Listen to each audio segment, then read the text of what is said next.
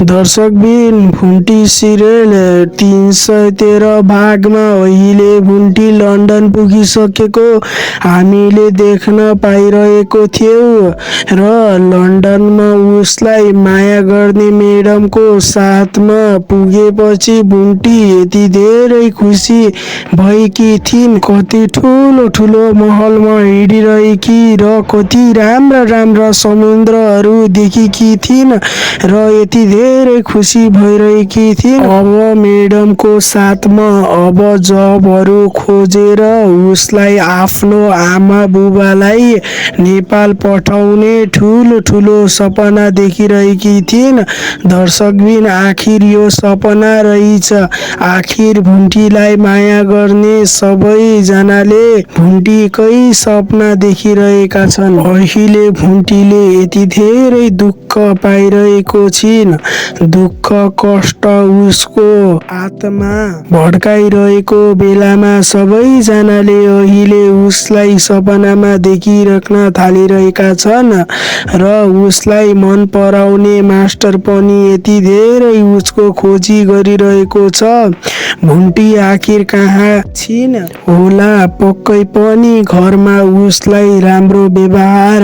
ऊ पनि अहिले एकदम भुन्टीको खोजीमा हिँडिरहेको छिन्। टोकलेले आफ्नो बहिनीलाई खोज्न भनेका छन्। दर्शकबिन यता भुन्टीको जेठाजु भुवन पनि आफ्नो बुहारीलाई खोज्न यति धेरै दुःख गरिरहेका छन् कि अब गाउँतिर नभएर सहरतिर पस्यो होला मेरो बुहारी भनेर सहरतिर खोज्न लागेछन्।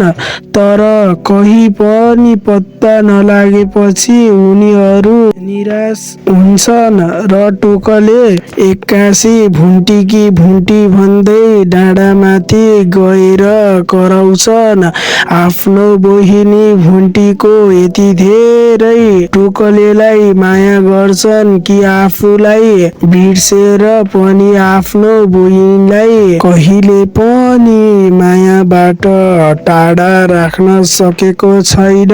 दर्शकबिन यो सबै हुनुको लागि तपाईको श्रीमती हुनुपर्छ भन्दै भुवनमाथि एक्सन लिइरहेको छ टोकलेले। दर्शकबिन होइन यो के भन्दै हुनुहुन्छ?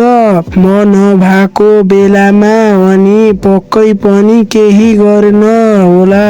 बरु मेरो अगाडि मसँगै बोल्दाखेरि ऊ रिस गर्थ्यो भनेर भन्छन्। तपाई नभएको बेलामा पक्कै पनि तपाईको श्रीमतीले षड्यन्त्र गराइरहेको हुन्छ मेरो बहिनी, नत्र भने मेरो बहिनीले कसरी घर छोडेर निस्क्यो त? मेरो बहिनीले घर छोडेर निस्किने खालको उसको कहिले पनि उसको विचार थिएन। तर पनि तपाईको श्रीमतीले दुःख दिएर नै मेरो बहिनी निस्केको हुनुपर्छ। जसरी हुन्छ मेरो बहिनीलाई ल्याउनु पर्छ भनेर टोकलेले पनि यति धेरै अहिले आफ्नो भुन्टीको जेठाजुमाथि उसले पनि कुरा राखेको छ र भुन्टीको जेठाजु पनि आत्तिरहेका छन्। आफ्नो मन परेको बुहारी, धेरै राम्रो स्वभावकी बुहारीलाई उसले पनि गुमाउन कहिले पनि चाहेका छैनन्। दर्शकबिन आखिर अब भुन्टी चाहिँ उसलाई कति धेरै कष्ट दुःखहरू भोग्नु पर्दाखेरि उसलाई मर्न एकदम सजिलो लागेको छ। अहिले अब म अन्तिम अवस्थामा म मेरो आमा बुबासँग गएर एकचोटि कुरा राख्छु र म मर्छु। अहिले नै आत्महत्या गरेर मरे भने बरु मलाई खोज्ने छैनन्। तडपिरहेका हुन्छन् बुबा आमा धेरै, उहाँहरू रुनुहुन्छ, चित्त दुख्छ भनेर आफ्नो बुबा आमासँग अन्तिम बिदा माग्नको लागि गइरहेकी हुन्छन् दर्शकबिन। अनि बुवा आमाले छोरीको यस्तो अवस्था देख्दाखेरि उनीहरू छक्क छक्क पर्छन्, दुखी हुन्छ। छोरी के भो तिम्रो अवस्था भनेर भन्दाखेरि भुन्टीले सबै रुँदै भन्छिन्, कि म गरिब हुनमा मेरो ठुलो गल्ती भएछ।